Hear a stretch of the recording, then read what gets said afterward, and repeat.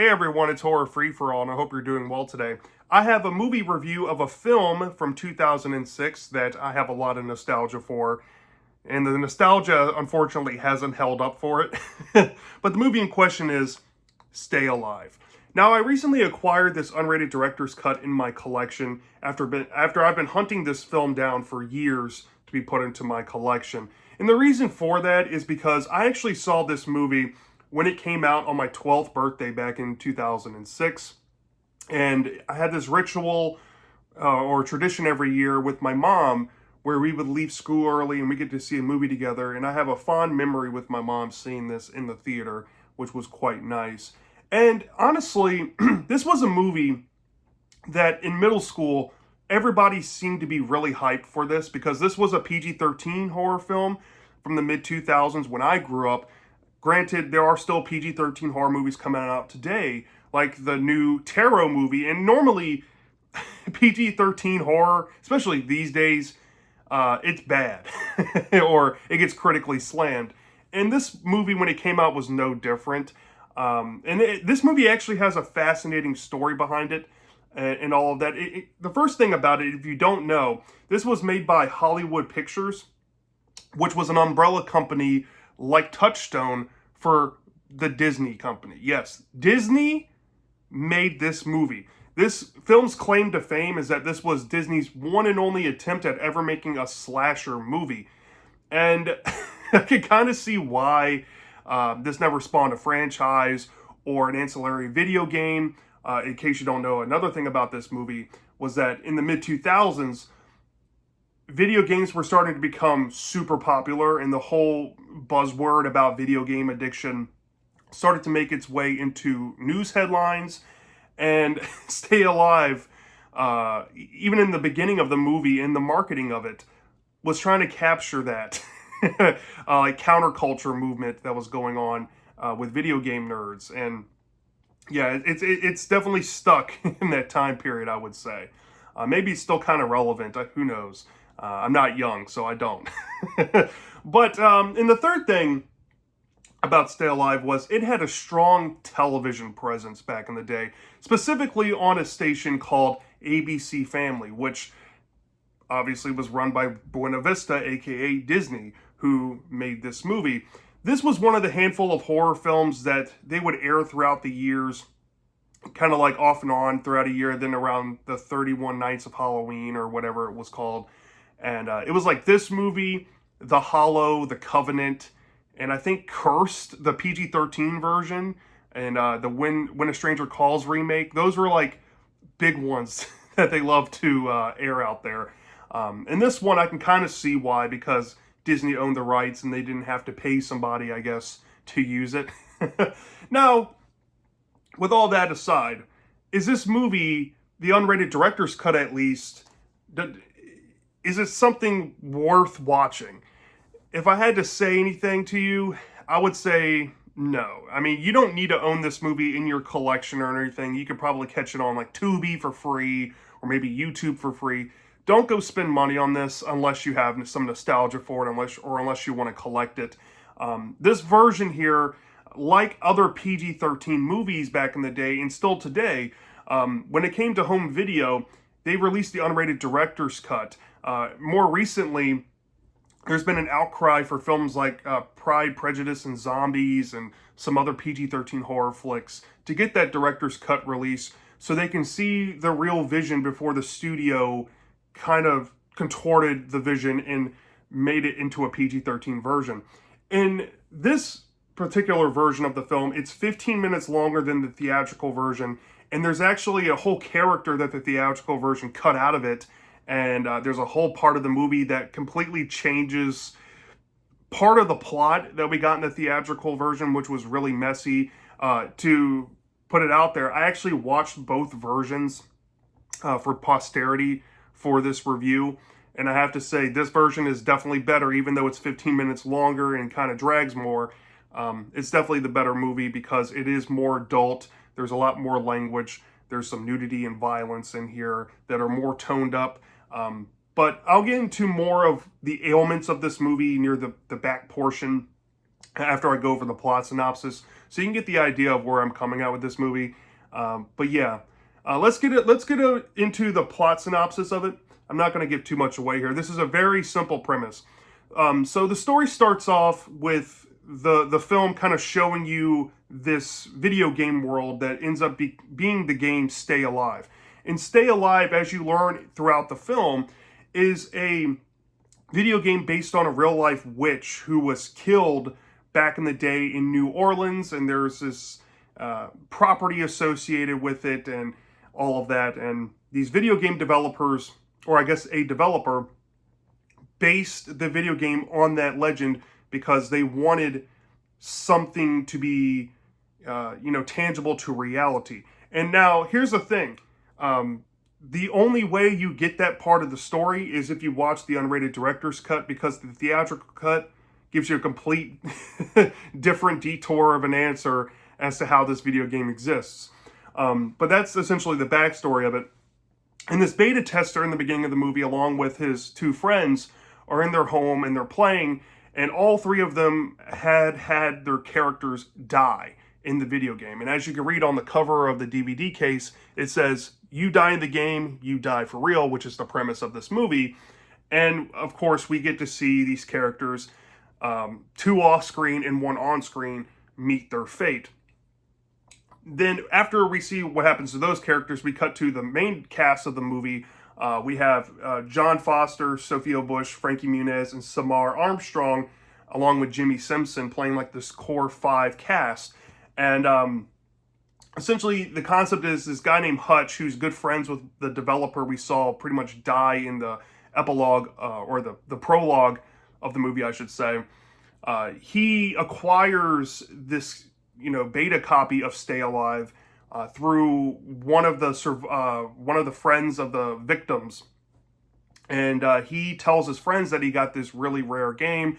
He has a girlfriend named October, who's played by Sophia Bush, her brother, who's played by Jimmy Simpson, and he invites them over to come play it, along with his other friend, and I forget the guy's name, but he's played by Frankie Muniz, and they come over to check out the game, but they didn't know this other girl was coming over, who's this blonde girl, played by Samar Armstrong, and all five of them, along with another friend who's played by Adam Goldberg, of all people. If you don't know who Adam Goldberg is, he's a prolific writer. I mean, I think he wrote a show called The Goldbergs. He was in Richard Linklater's Dazed and Confused.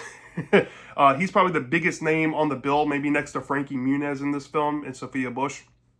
Well, they're playing 6 players online with like PlayStation 2 controllers in this beta version. I don't know if it's supposed to be a PS2 game or a PC game, but that's not really the point here. They create their character sprites, and they now get to play the game Stay Alive. Little do they know, as they start playing, one of them essentially dies pretty early on as they're playing like online mode, and then something happens to them, which they don't get to see, but they don't necessarily think anything of it until Jimmy Simpson's character, the brother of the October character here, gets killed in the same exact way that he died in the video game, which his character got run over by like a horse carriage. And we see like a really crappy CGI version of that in this director's cut, which I think was not prevalent in the theatrical cut at all. So once that happened, the main character Hutch starts to piece together with these cops who are investigating, the case and trying to help solve like what caused these people to die, that they died the way they died in the video games, and the video game is somehow killing them. And the cops don't believe them, and one cop is playing around the video game against like the kids, wishes, and he ends up dying as a character, and he's in his cop car, and we get like in this version at least, some mild gore with that, where his character in the video game died by having these hooks put into his jaw and they rip his face off. Here we kind of get a sense of that, but it's done mostly off screen, sadly. But once that happens, the situation gets a little more dire. The 4 survivors now are trying to investigate the origins behind the video game. Hutch and the blonde girl, they end up going off to investigate this programmer of the video game that they looked up. And meanwhile, Frankie Muniz's character is kind of doing his own research along with October. And October figures out there's this legend associated with this witch that's in the video game. And this witch goes back, hundreds of years. She died in a certain way. And now supposedly that because this video game has been made about her, maybe she has conjured up this witch power to live through the video game and is trying to regain her youthful appearance by killing people the way they die in the video game. And they get some confirmation with that when Hutch and the blonde girl, I forget her name. I don't know why I can only remember Hutch's name. But they end up going to the developer's house, who I've already kind of mentioned. The developer is only a character in this director's cut, because when they go to the developer's house in the theatrical cut, there's nobody there, and it turns out the plot twist is that the witch itself programmed the game. Yeah, kind of bullshit. But here we get to meet the developer, and the developer gives the whole backstory, and it fleshes out the idea of the game and how he came about it. And then we get confirmation that maybe the witch is somehow cheating now, because you don't really... The whole concept of the movie at first is you die because your character died in the game. Well, at this point, the movie starts to take some liberties, let's just say, and starts killing people that know too much information. We see this happen with the developer, and then later on, we see October's character, something happens to her when the characters are trying to meet up and get together to go stop this witch, and something may or may not happen to her, which leaves 3 survivors, her, Frankie Muniz's character, and Hutch, left to defeat the witch. And Frankie Muniz comes to this conclusion that he needs to play the game to be a distraction in the game world so they can have time to go snoop off in the real world to the real life living quarters of the witch, or her burial place, let's just say, to put a stop to it all. Now, the witch does try to attempt to do something to Frankie Muniz's character, and we don't really get to see what happens until the climax, where Hutch and the blonde girl, they end up in the witch's domicile. We get to see the witch kind of like live in color a little bit better. And they try to use local legend how to put a stop to the witch. And Hutch kind of uses some information that he's gathered to use against the witch. And it may or may not succeed for the 3 characters. And we get to learn who survives and who doesn't. And they kind of walk off unscathed. And it leaves off their characters in a very weird note.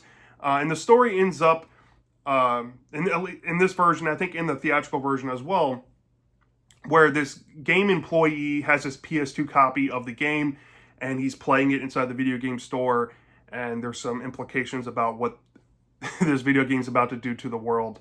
And that's essentially the movie here.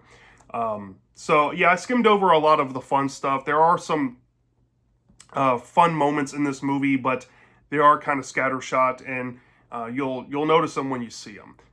So, off the bat, I can say this from personal experience. If you have not watched the theatrical cut and the director's cut in succession or close by each other in some time, you're probably not going to remember all the small detail differences.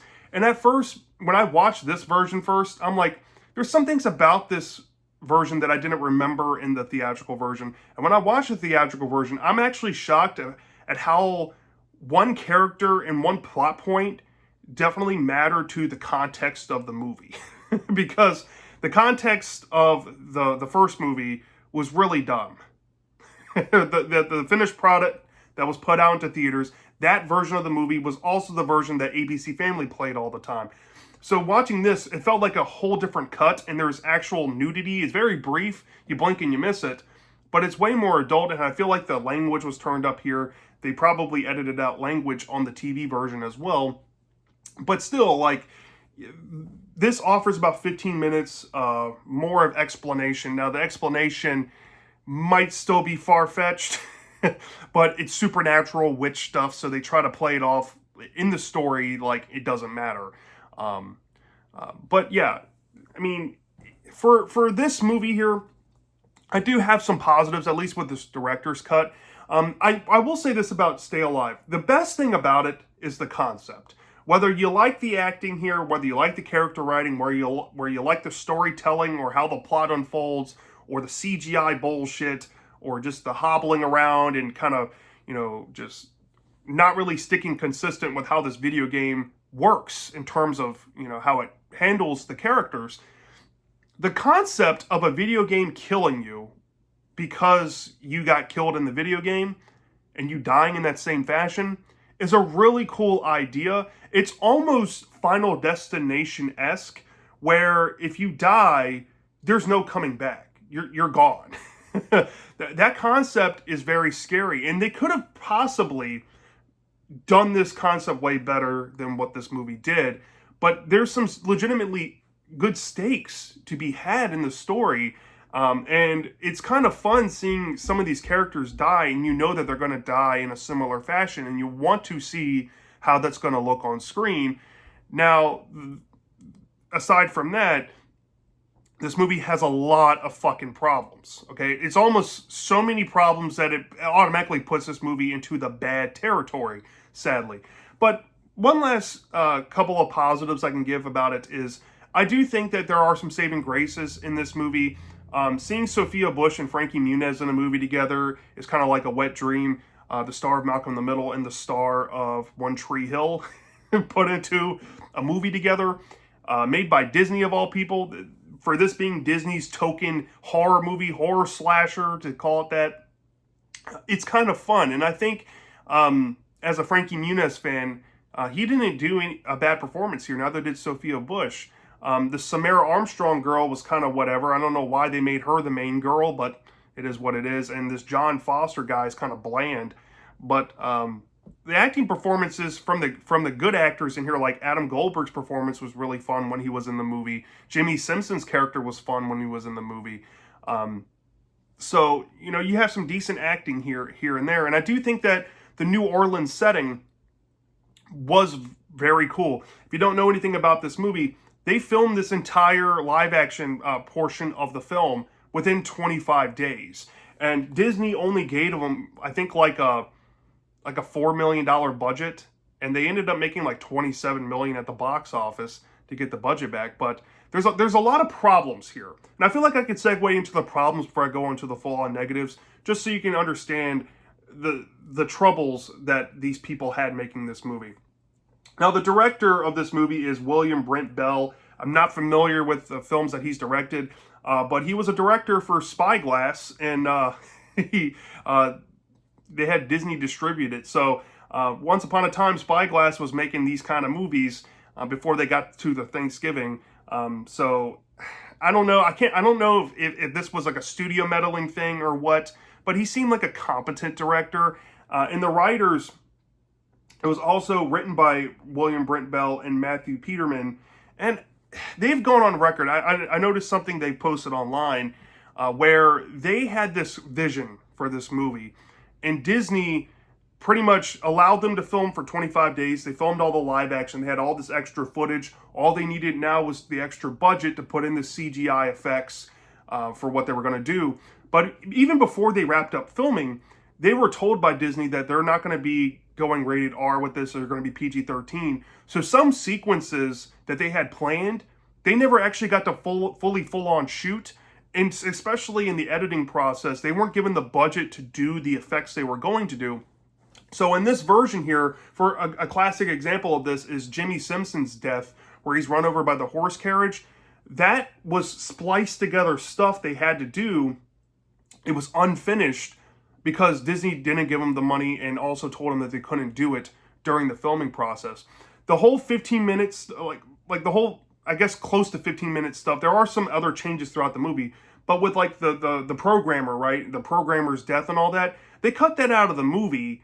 And I don't know why they cut it out, but apparently Disney thought that it was a little too dark. So they decided just to make the witch a little more kind of cartoonishly villainous by making her the programmer of the game. So they cut that whole character out of the movie in the theatrical cut. They cut out the whole context with that. I don't know why. They also trimmed out the nudity. They trimmed out some of the language so they can get that PG-13. So all this extra footage was just laying around, and they had to use what they had to use to make this director's cut here and make it as close to the vision they wanted as they could. But this is still not as close as they wanted it to be. So as long as you know that, now making it to the negatives. You can clearly tell this is a Disney horror film, whether you're watching the theatrical cut or whether you're watching this director's cut. It is very neutered. As a matter of fact, if this is an unrated cut or this was supposed to be rated R, even for that time, the gore would have been very tame. And it's pretty much all CGI. There's no practical gore in this movie. And when you do get a kill sequence, it's kind of like the MPAA of the late 1980s, where you have a cutaway, like a Friday Part 7 or a Nightmare on Elm Street Part 5 neutering of the kills kind of thing going on. The kills are not anything to be, riding home with. It's very, very abysmal. The CGI in this movie, good God Almighty, they even for 2006 standards, this was cheap as shit, man. I saw better TV effects back in the day than this movie. As a matter of fact, I think there's better CG effects in the sci-fi movie The Hollow that became like an ABC Family movie that would air along with this PG-13 version of this movie. I think that movie that had a straight-to-TV budget had better CGI than this. So, yeah. And like I said, while the concept is good, let's get into how the concept unfolds. It's very loose. It almost borderline makes zero fucking sense by the time you get to the end of this film. And I feel like because they couldn't make the whole, I guess, 2-hour-long vision they wanted to make for this, because this version's 1 hour and 40 minutes. Even with this version kind of helping the context a little bit, how does the witch, how this stuff operates with how she's able to like cheat and kill you ahead of you dying in the video game makes no fucking sense. It just happens in the story because I guess people find out information too much or too quickly, and they know too much, and they might give away her secret, so she has to kill off the people that know too much. It's very convoluted with that, and it kind of ruins the fun of like the first couple of deaths that we see in the movie. Just the rest of the film does not match those first 2 deaths in that context.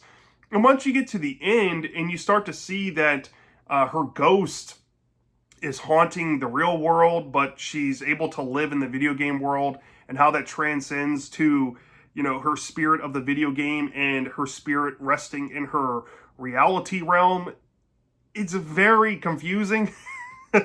I still don't know what the fuck they were trying to do there. So yeah, like in terms of the concept, it just kind of fell apart as the movie went on. The character writing in this is about as superficial as you get. All of these characters are basically just, I guess, typecasted to be video game-like players. Hutch, he's supposed to be the main character, the guy you have sympathy with because he lost his friend. But he's so generically written, and all he has going for him is that he has a hot girlfriend played by Sophia Bush. And you don't really know shit about the guy throughout the movie. As a matter of fact, even his friends, they're all so stuck in the manicness of people dying that you don't really get characterization with them because they're just trying to survive the situation. And as bland, as generic as that can sound for character writing, that's the sad truth with all of these characters. They're just kind of defined by one trait. You might get 2 characters that have a scene or 2 together where they get to talk with each other, maybe talk about their aspirations. I think the most fleshed out character is this blonde girl who didn't want to go to Princeton or something, and that's about as deep as they go with character writing. It's whatever, right?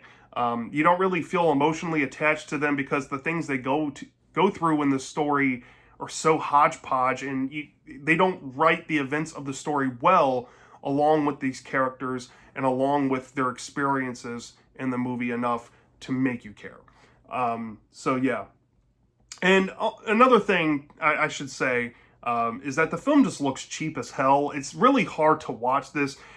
They have horrible color hues in this movie. When scenes are in like darkly lit rooms, I'm telling you, on a 4K player, you can barely see the characters' faces, And when it's well lit, it's almost like a complete contrast to that. They're almost too well lit, and they almost come off like they're glowing internally inside of their skin. The color correction of this film is really bad. And yeah, it's just really rough on the eyes to experience. The soundtrack of this movie, there are some mid-2000s songs in here that kind of, tickle my heartstrings a little bit, because Disney had the money back then for soundtracks and stuff like that. They own a few record labels that had big hit bands. That was fun to see. But they did have a generic as shit theme song for this movie, and it's almost like a DVD menu soundtrack where they make something very cheap to play on loop. That's the fucking theme song to this movie. It's kind of ear grating, and yeah, it's kind of baffling in its execution on that for it being a Disney movie.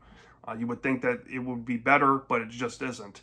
And yeah, like, I guess that's pretty much all the negatives in a nutshell. I can really be way harsher on this movie, but I'm not going to be, because I will say this, for a mid-2000s PG-13 horror film, this definitely has one of the better concepts out there, and I will say this, if they could remake this movie, if Disney came out and said, hey, we're going to remake Stay Alive for today's age, I think they could easily make this better, and maybe they go to the original idea, and they actually tried to pull off what these creators wanted to do, instead of trying to make a PG-13 movie to appeal to the box office.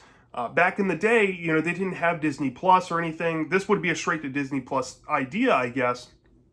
But at least they could do what they want with Disney Plus and not have to worry about trying to make money back. Even though this movie did make money back, it was kind of a drop in the barrel, even for back then standards. And the fact that it made almost 6 times what the budget of the movie was is kind of insane to me. But yeah, I mean, it's a whatever movie, kind of meh, because of the execution is very poor. But it does have that really cool concept that's kind of gripping. It does have its low key kind of scary moments. I will say probably the scariest moment of this whole movie comes down to Sophia Bush's character and how she gets offed, even though her death is off screen. How that's handled is pretty cool, and I do think the opening of the movie is intriguing enough, and it hooks you into it. But it's unfortunate that it kind of drops the ball. So yeah, from a 0 to 5 star basis, I mean, I can't help but compare this movie to something like Natty Knox. But unlike Natty Knox, I definitely think the acting ensemble there was way stronger, and the characters, at least, while that movie had its own problems, to put it where I put it, there was something there to hook me throughout the movie, other than the concept of it. Here, the concept is really the only thing hooking me through this thing. And I'm going to be honest, I kind of dozed off many times, at least watching this version. The theatrical version, I think, is a butchered mess. It's convoluted. It makes no fucking sense with how the witch creates this video game to begin with. It doesn't match the tonal first half in the setup of the story, because it's so shoehorned in there. It's almost cringe. So either version here, you're going to come across some problems. I can totally see if you prefer the theatrical version because you have more nostalgia with that, or that's the version you saw on TV. If you see this version, you might be unimpressed because it doesn't really improve much on the adult things, minus the increased cursing, minus the increased nudity, and the mild gore edited in there that you can see a little more of. And a couple of plot tweaks to make it a little more coherent to match that first half. It still fumbles the bag and falls apart. So from a 0 to 5 star basis, I'll probably give this like a 2 out of 5 stars. It's a low, weak meh. It's very meh. I don't hate it. I don't love it. But I have nostalgia for it, and at least I have that. If I didn't have that, I probably would be way harsher on this movie. But I've seen worse. I've seen worse movies out there. So yeah, that's my thoughts on Stay Alive. Let me know down in the comment section if you've seen this movie before. Do you love this or do you hate this? I'm dying to know. And I'll see you next time.